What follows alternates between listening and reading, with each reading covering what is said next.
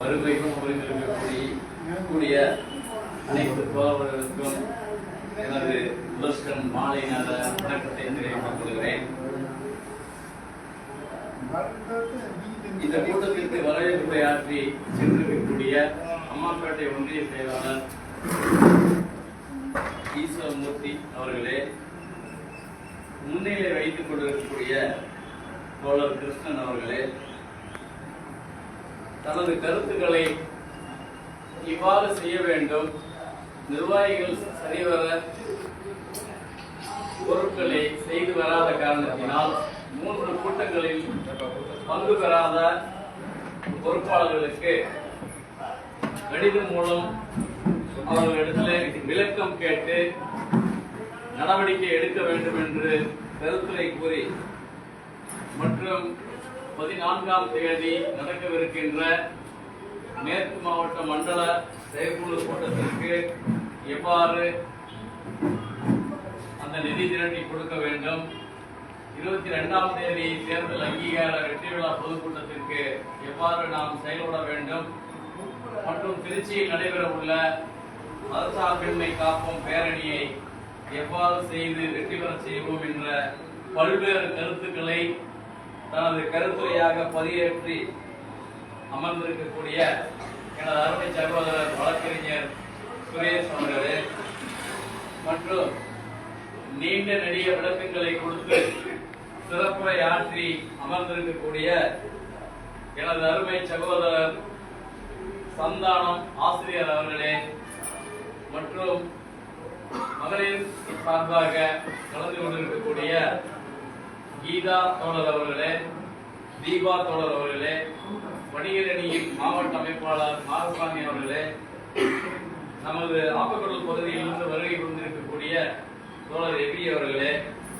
நமது நிலம் மீட்பின் மாவட்ட அமைப்பாளர் செந்தில்குமார் அவர்களே, சுகுமார் அவர்களே, நமது கட்சியில் புதிதாக சேர்க்கப்பட்டு நமது கட்சிக்கு 5 சென்ட் நிலம் தானமாக கொடுக்கிறேன் என்று வாக்குறுதி கொடுத்திருக்கக்கூடிய அருமை அண்ணன் கந்தசாமி அவர்களே,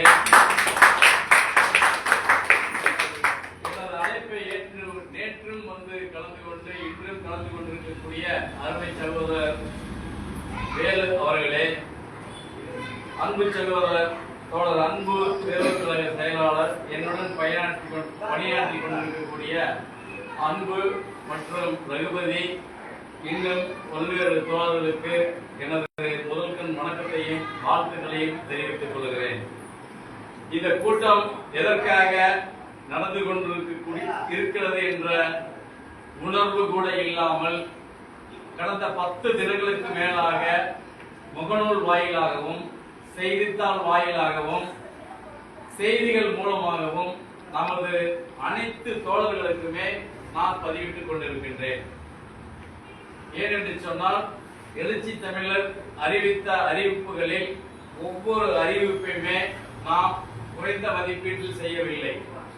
நமக்கான செயல் திட்டங்களை முழுமையாக செய்து முடிக்கப்பட்டு சிறப்பாக செய்து கொண்டிருக்கக்கூடிய இந்த சூழலில் அருமை சகோதரர் வழக்கறிஞர் சுரேஷ் அவர்கள் சொன்னதை போல 150க்கும் மேற்பட்ட பொறுப்பாளர்கள் வந்து தங்களை நான் 30 ஆண்டுகள் பயணித்துக் கொண்டிருக்கின்றேன், நான் தான் முன்னாள் மூத்த நிர்வாகி என்று மாதட்டி கொண்டிருக்கக்கூடிய இங்க இருக்கக்கூடிய நிர்வாகிகளை பார்த்து நான் கேட்கிறேன். எழுச்சி தமிழர் அறிவித்தபடி எழுச்சி தமிழருக்கு வக்ஃபு திருத்த சட்டத்தை எதிர்த்து போராட வேண்டிய அவசியமும் நிர்பந்தமும் எந்த இடத்திலும் ஏற்படவில்லை. ஏனென்று சொன்னால், அவர் இன்றைய தினம் வரை ஒரு திருமணம் கூட செய்து கொள்ளாமல் இந்த நாட்டுக்காகவும் நாட்டு மக்களுக்காகவும் உயிரை பணைய வைத்து போராடி கொண்டிருக்கிறார். அப்பேற்பட்ட தலைவர் நமக்கெல்லாம் கிடைத்திருக்கிறார் என்றால், இந்த தலைமையை ஏற்று செயல்பட முடியாத சில தோழர்கள் காழ்ப்புணர்ச்சிகளை கையில் எடுத்துக்கொண்டு இது போன்று நடக்கக்கூடிய செயல் திட்டங்களை குளறுபடி செய்யும் வகையில் நடந்து கொண்டிருக்கிறார்கள். தவிர கட்சியின் வளர்ச்சிக்கும் கட்சியினுடைய நற்பெயரை கலங்கப்படுத்தும் விதமாகவே நிறைய தோழர்கள் செய்து கொண்டிருக்கிறார்கள்.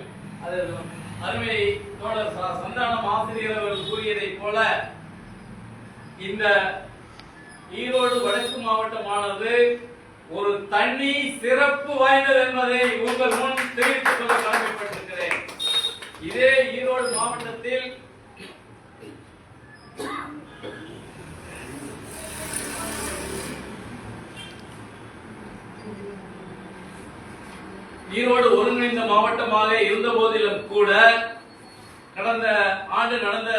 ஜனநாயக மாநாட்டிற்கு 23 வாகனங்களை எடுத்து சென்று 650 பொதுமக்களை அழைத்து சென்று எழுச்சி தமிழரிடம் கேடயம் பெற்று அதை தங்கள் முன் சமர்ப்பித்துள்ளேன். அந்த செயல்பாடுகள், அந்த செயல் திட்டங்கள் நன்கு தலைவர் அறிவார்கள். இவர்கள் கலந்து கொள்ளவில்லை என்றாலும் சரி, பரவாயில்லை. வளர்ச்சி அடைந்துட்டு இருக்கக்கூடிய கட்சிகளுக்கு புதிதாக வரக்கூடிய நபர்களை திசை மாற்றம் செய்து அவர்களுடைய மன திருப்தியை கெடுத்து அவர்களையும் திசை திருப்பி விடுகிறார்கள் என்பதையும் இக்கூட்டத்தின் வாயிலாக சொல்லிக் கொள்ளப்பட்டுள்ளேன். இந்த தகவல்களை பேசக்கூடாது, இது அதற்கான கூட்டம் இல்லை.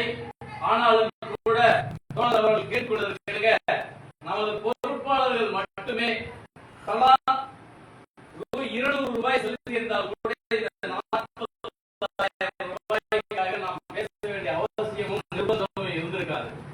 மற்றவர்களில் கூறியது போல தேர்தல் காலங்களில் நான் யாருக்குமே தொலைபேசியிலேயோ ஊடகத்தின் வாயிலாகவோ இணையதள வாயிலாகவோ அழைப்புதல் கொடுக்காமலேயே இந்த அலுவலகம் நிரம்பி வழிந்து ரோடெல்லாம் வந்து சண்டையிட்டுக் கொண்டிருந்த சூழல் கடந்த பாராளுமன்ற தேர்தலில் நடந்தது. அது அனைவரும் அறிந்திருப்பீர்கள் என நம்புகிறேன். ஆனால் தற்போது இங்கு சென்றால் ஒரு 1000மோ 2000மோ நாம் கையிலிருந்து கொடுக்க வேண்டிய சூழலும் நிர்பந்தமும் ஏற்பட்டுவிடும். ஆகையினால் நாம் இந்த கூட்டத்தை தவிர்த்துக் கொள்ள வேண்டும் என்ற திட்டமிடுதலோடு வராமல் இருந்து கொண்டு நான் மூத்த முன்னோடி நிர்வாகி என்பதை அவர்களுக்கு அவர்களா சொல்லிக் கொண்டிருக்கிறார்கள். இங்கு அமர்ந்திருக்கக்கூடிய தோழர்களில் ஐயா கந்தசாமி அவர்களுக்கு நமது கட்சியின் சார்பாக ஒரு அவருடைய தேவையை பூர்த்தி செய்து கொடுத்திருந்தோம். அவர்களுடைய நிலத்தை இழந்துவிட்டு அவர் நம் இடம் தேடி வந்திருந்தார்.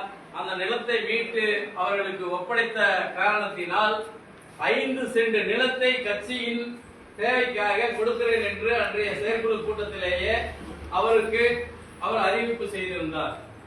இப்பேற்பட்ட பொதுமக்கள் உள்ளே வருவதற்கும் தங்களுடைய நிதிகளை கொடுத்து கட்சியை வளப்படுத்துவதற்கும் நிறைய தோழர்கள் இருக்கக்கூடிய இந்த சூழலில் முன்னாள் மூத்த நிர்வாகிகள் என்று சொல்லிக் கொண்டிருக்கக்கூடிய சில பேர் கட்சியின் பெயரையும் நற்பெயரையும் சீர்குலைத்துக் கொண்டிருக்கிறார்கள். இந்த செயற்குழு கூட்டங்களை தோழர் அவர்கள் கூறியது போல 3 கூட்டம் அல்ல, நான் மாவட்ட செயலாளராக பொறுப்பேற்ற பிறகு 30 கூட்டங்கள் நடந்தேறிவிட்டன. 30 கூட்டங்களில் இங்கு 2 தேர்தலை சந்தித்திருக்கின்றோம். இந்த 2 தேர்தலுக்குமே நாம் அழைக்காமலே கூட்டம் கூடியது. அவர்களுக்கான நிதியை வேண்டும் என்று கையிலிருந்து பிடுங்கிக் கொள்வது போல ஒரு சம்பவங்கள் நடந்து அவர்கள் தொகைக்கு தலா 9,000 அனுப்பி வைக்கப்பட்டுள்ளது. தோழர்களுடன் இப்போது காண்பித்தேன்.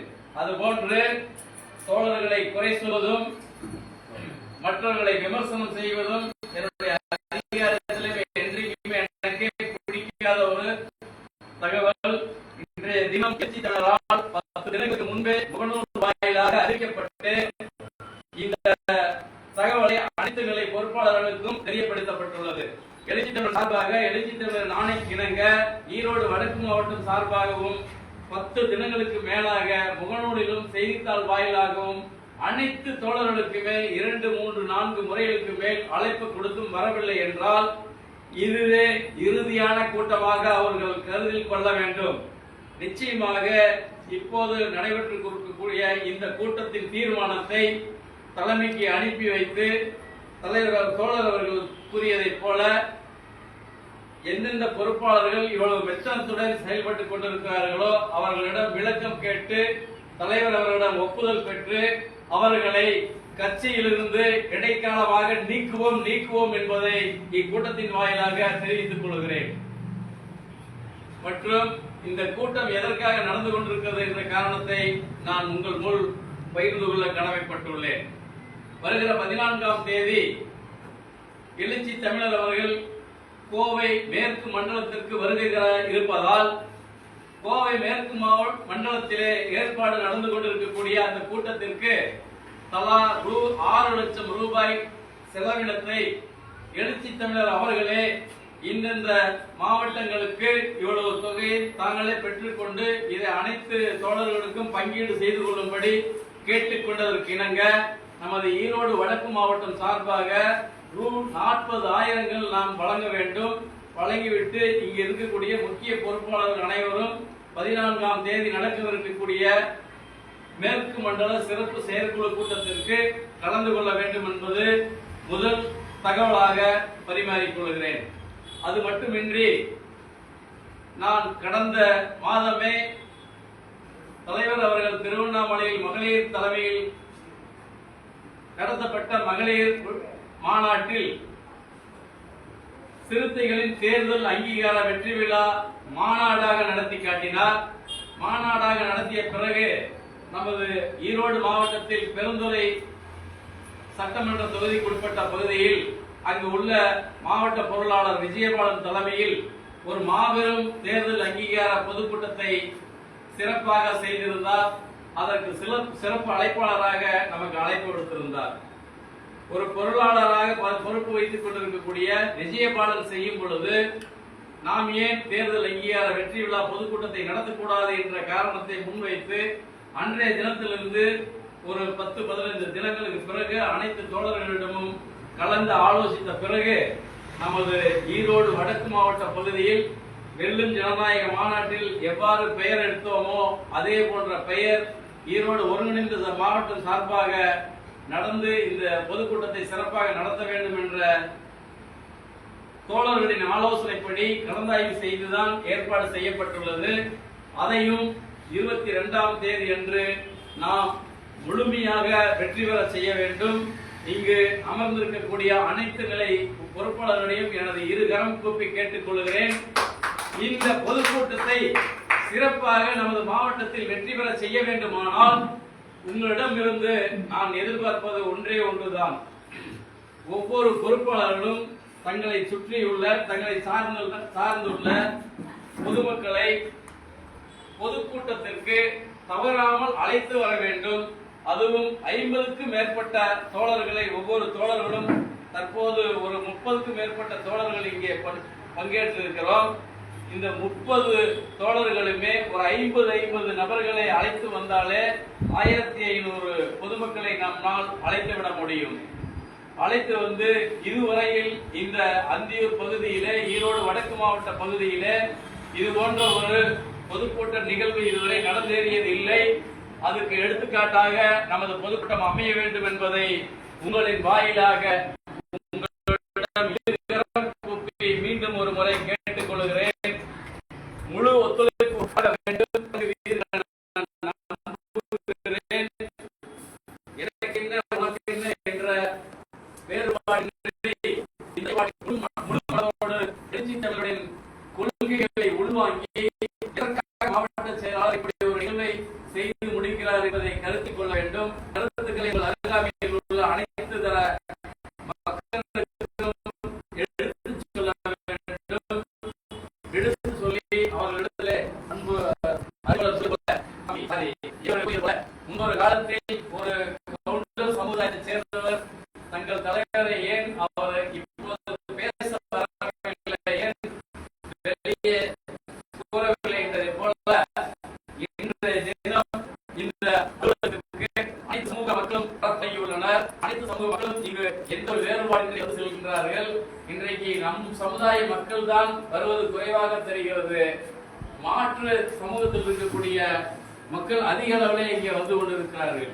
ஆகையினாலே இது போன்ற நற்செயல் திட்டங்களை நாம் செய்து முடிக்கும் பொழுதும் இது போன்ற பொதுக்கூட்டங்களை நடத்தி காட்டும் பொழுதும் தான் நமது கட்சியின் தலைவருடைய பெருமைகளையும் அவருடைய செயல்பாடுகளையும் பொதுமக்களுக்கு நாம் எடுத்துச் சொல்ல வேண்டும், எடுத்துச் சொல்ல முடியும், மக்களாகவே உணர்ந்து கொள்ளவும் முடியும்.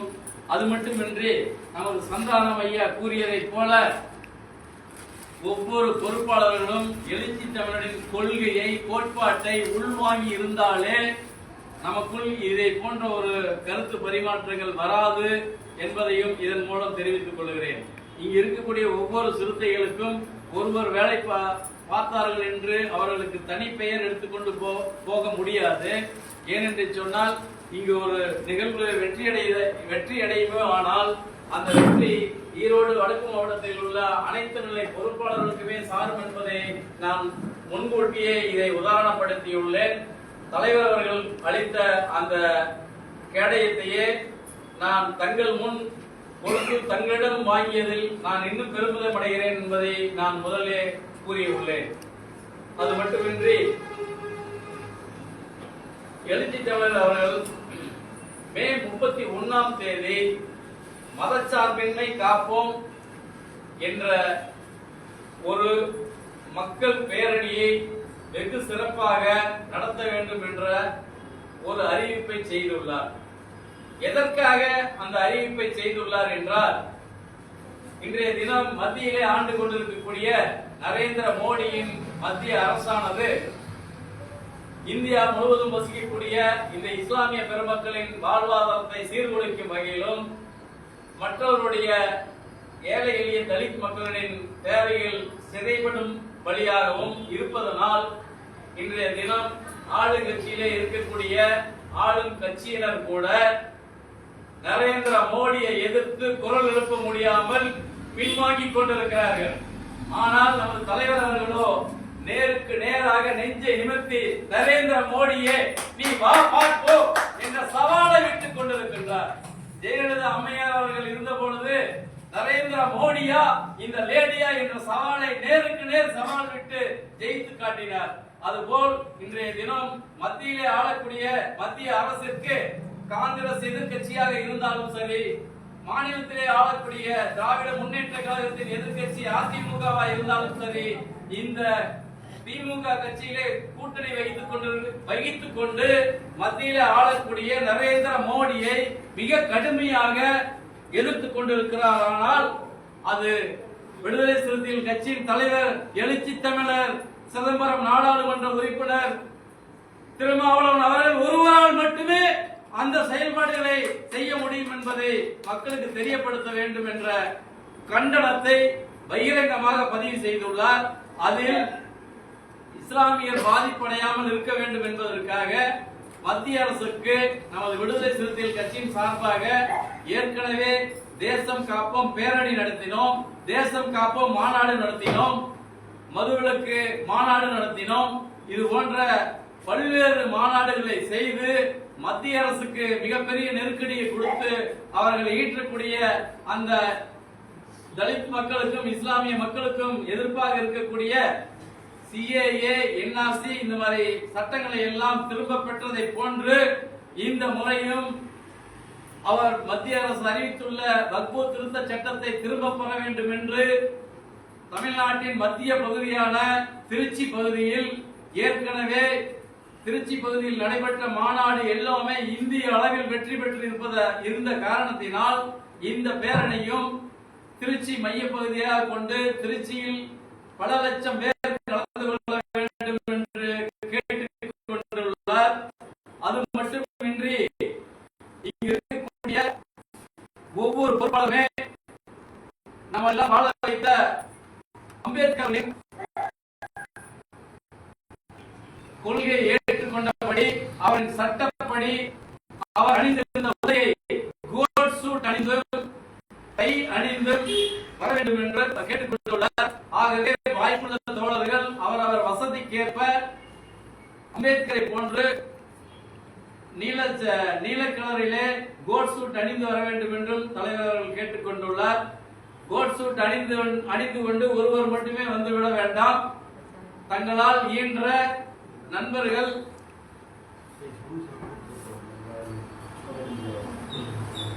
மகளிர் அனைவருமே முன்பே மகளிர் மாநாட்டிற்கு அறிவித்திருந்த அந்த சாரி உடை உடுத்தி வர வேண்டும்.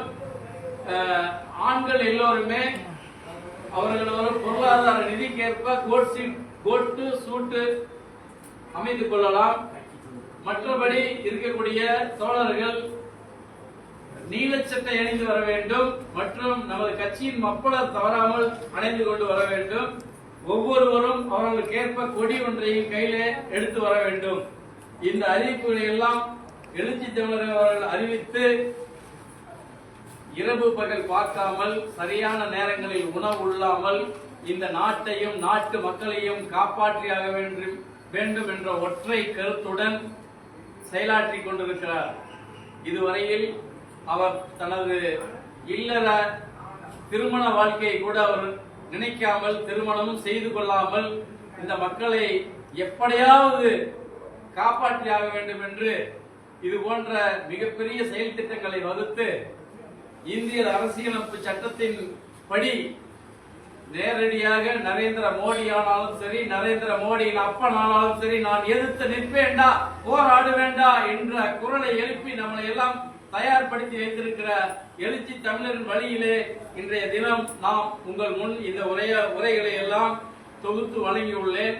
ஆகையினால் இங்கு அமர்ந்திருக்கக்கூடிய அனைவரும், ஒவ்வொரு தோழர்களுமே நான் முன்பே கூறியது போல 50க்கு குறைவான தோழர்கள் அழைக்காமல் குறைந்தபட்சம் 50, அதிகபட்சம் ஒரு 100 தோழர்களையாவது பொதுக்கூட்டத்திற்கும் பேரணிக்கும் அழைத்து வர வேண்டும் என்று கேட்டுக்கொண்டு, இந்த மாலை வேளையிலே நேற்றைய தினம் இந்த செயற்குழு கலந்தாய்வு கூட்டத்தை சில காரணங்களால் நடத்த முடியாமல் ஒத்திவைக்கப்பட்டு, இன்றைய தினம் அழைத்த மறுகணமே வந்து எனது அழைப்பை ஏற்று வந்து இவ்வளவு சிறப்பாக இக்கூட்டத்தில் கலந்து கொண்டு தங்களது கருத்துக்களை வழங்கிய நல் உள்ளங்கள் அனைவருக்கும் எனது நன்றியையும் வாழ்த்துக்களையும் தெரிவித்துக் கொண்டு, இக்கூட்டத்திற்கு தலைமையேற்று நடத்தும் வாய்ப்பை கொடுத்த அனைவருக்கும் மீண்டும் ஒருமுறை நன்றி தெரிவித்துக் கொள்கிறேன். நன்றி, வணக்கம்.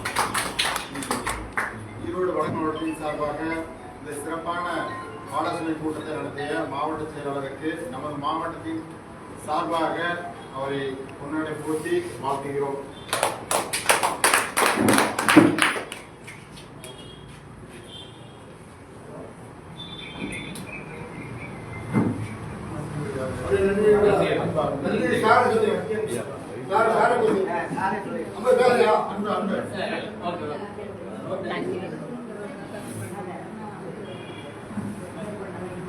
சுகுமார் ஐயா,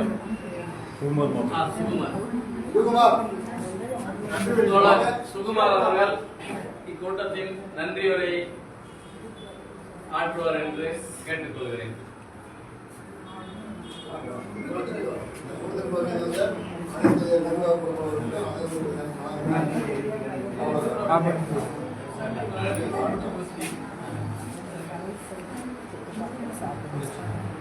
இந்த பொதுக்கூட்டத்துக்கு அண்ணன் தலைவர் மாவட்ட சிறப்பு பேரில் எல்லாரும் பணியுடன் வந்ததுக்கு அண்ணனுடைய சார்பாகவும், நம்மளுடைய கட்சியுடைய சார்பாகவும், முன்னோடிகளுடைய சார்பாகவும் அனைவருக்கும் மனமார்ந்த மாலை வணக்கத்தை தெரிவித்துக் கொள்கிறேன்.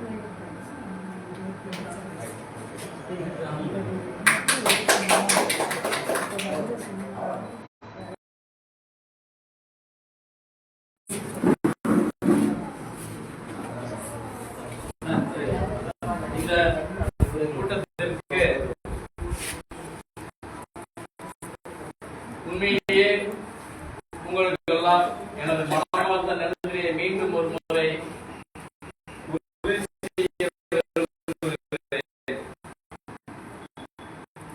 அருமை சகோதரி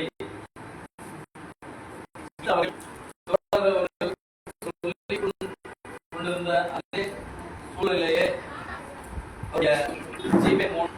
ரூ.2000 வழங்கி முதலாக தொடங்கி வைத்துள்ளார். அவர்களுக்கு ஒரு கரவொலி தட்டி வாழ்த்து தெரிவிக்கும்படி கேட்டுக்கொள்கிறேன். அடுத்தபடியாக அருமை தோழர் கிருஷ்ணன் அவர்கள் உடனடியாக ரூ.2000 மாவட்ட நிர்வாகத்துடன் வழங்கியிருக்கார்.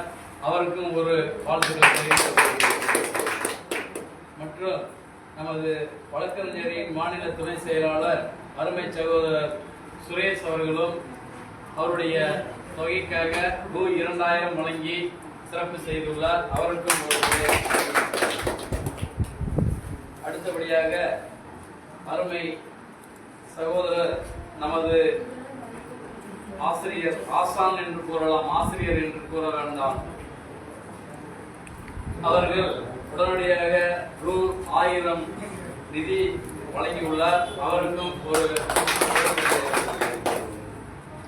அடுத்தபடியாக அருமை சகோதரர் குருசாமி அவர்கள் கேட்ட மறுகணமே உடனடியாக ரூ. 1000 அவர்கள் எனது வங்கி கணக்குக்கு செலுத்தி இருக்கிறார். அவருக்கும் ஒரு வாழ்த்து. தீபா அவர்கள் உடனடியாக அவர் கேட்டுக்கொண்டதற்கு இணங்க ரூ. 500 கொடுப்பதாக ஒப்புதல் அளித்துள்ளார்கள். சிறுத்தை அன்பு அவர்கள் ரூ. 500 வழங்க